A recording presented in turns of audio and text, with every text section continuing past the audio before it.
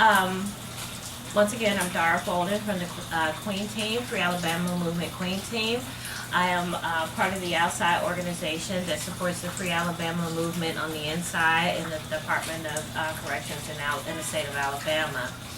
We are the boots on the ground organization who is basically supporting the efforts of the Free Alabama movement that is headed by Kinetic Justice and Melvin Ray's son, and formerly Dr. Khalid, who is now released. And what we do is we offer inside-outside support with the Free Alabama movement as far as justice reform and humane treatment, and wanting to get the lawmakers to understand that some of these laws need to be changed when it comes down to the prison system, in addition to fighting for humane treatment for prisoners on the inside. Currently, myself, as an advocate and a mother, I am dealing with a situation in which my minor child in the state is recognizing him as an adult because he has been just recently charged with 5 charges, 2 felonies, 3 misdemeanors in the state of Georgia. 2 of the main felonies were the terroristic threat. He has been bound over as an adult in an adult system, even though he has just recently turned 17. According to Georgia law, at the age of 16, children can be charged as an adult depending on the nature of the crime or their prior history. And unfortunately, my son doesn't have any, but because of the nature of the crime, they have bound him over to be charged as an adult. He is currently facing up to 13 years in prison for these charges. And my major concern that I'm having is that with him being bound over to be charged as an adult, I lose my parental rights. In addition to him being treated as an adult, he loses the right to have things that would be that would help him out in a judicial system that happens in other states where juveniles still will have some type of leeway as far as having treatment for mental health and substance abuse, and even still maintaining their level of education. This is a big issue that is happening across the nation, that a lot of children are now being tried as adults, and they do not have a winning chance in the adult system. My goal as a mother and an advocate is to see that our children are not mishandled in this justice system by way of the judicial system. I basically feel that it's a systematic mechanism to destroy some of our youth because they do not want to utilize the resources in order to help rehabilitate these young children so that they can eventually lead productive lives as adults. I am really afraid of the fact that, given the fact that we are here in these southern states, that the charges that are pending against my son will cause them to railroad him. Number one, because he's a young black male who is being charged for criminal charges in a majority white county in the state of Georgia.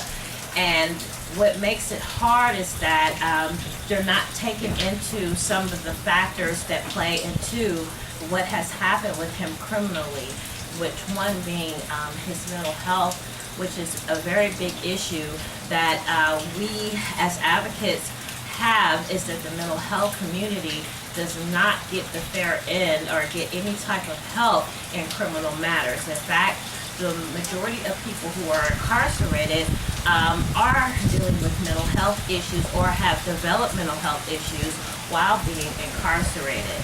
The other factor that we're dealing with is that as a minor child, if he has not been charged with anything criminal, I am responsible for his well-being. But once he is charged as an adult, I lose my parental rights, which is very unfair situation, not only to my minor child, but to myself, because they try to prevent a parent from advocating or supporting their children by taking away their parental rights.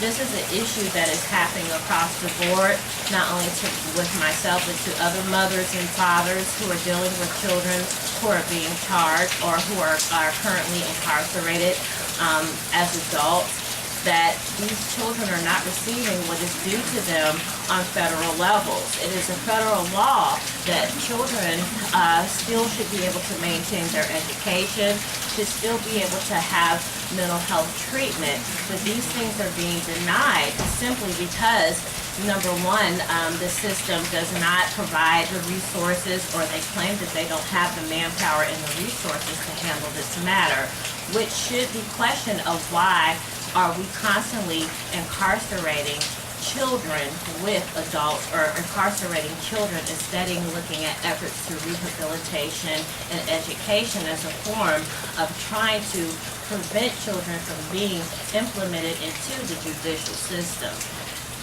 So these are really some of the concerns that, not only as a parent, but as an advocate that I've had even prior to the incident that has happened with my son. I feel that, that we need to come together collectively and address these issues with lawmakers, that we need to look into the politicians who are actually putting these laws into place and looking at the fact that we definitely need to not allow these people to be voted in, because what's happening is working against not only our households, it's working against our community, and more importantly, working against our future. If we continuously continue to allow these type of things to happen, what kind of future will we have when it comes to our children? Just locking them up does not solve the problem. It actually creates more problems. And, we need to really come up with some type of solutions in order to prevent our youth from being victims of this system, despite the environmental factors that they deal with, coming from abusive homes that are lacking parents, homes that, that are broken. There's got to be some other method to this madness, and this is what my goal is to advocate and to press the issue that we need to do some serious changes in law in regards to the minor children that are being affected by it. Do you want to talk more about your son's specific case? Like what it was like when they came and got him? Yes. My son was apprehended from my home on a school day. He was sick at the time, and I allowed him to stay home because he wasn't feeling well. The charges that are being brought against him are due to him calling a school, allegedly calling a school, I should say, to issue threats to the school in regards to wanting to obtain information about a young lady. He's being also charged with stalking charges that are related to this young lady, in which these charges have begun to accumulate on him in regards to just a whole messy situation. The problem that we're facing is that with the recent school shootings that have occurred in Florida, that have occurred in Texas, and just recently Indiana, the actual act of those school shootings takes a toll on a person who has only made a threat. It used to be, back in the day, you could call a school, as a prank, and you would just be suspended or maybe, reprimanded by the staff and administration for that. Now they are pressing charges, felony charges against children who are calling schools and issuing threats. It's really disheartening that a child can be facing felonies, and facing the possibility of being, housed in adult facilities under acts that used to be deemed as pranks, child pranks, or whatever have you. but because the government has tightened up on what they would like to deem terrorist acts or terrorist threats, it has now spilled into the school system. And it's becoming a problem across the U.S. that we are having the school shootings, and it's very sad that this is happening. However, what we're still glazing over and looking over is what is causing these children to act in this manner. What are we missing as adults ourselves that is allowing this stuff to keep happening on a regular basis?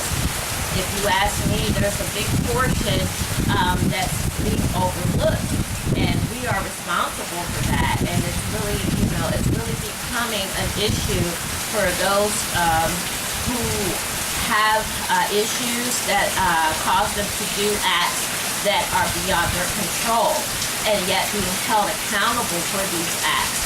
And I'm really questioning at what point are we going to begin to try to fix the root of the problem instead of bypassing it and allow it to become, something that is done on a regular basis.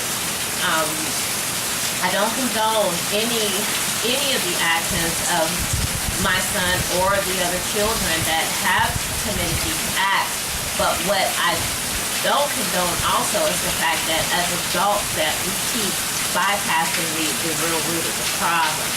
And a lot of those kids that are doing these things, you have to look at the fact that there has to be some type of mental health issues that are coming, that are resulting in these actions.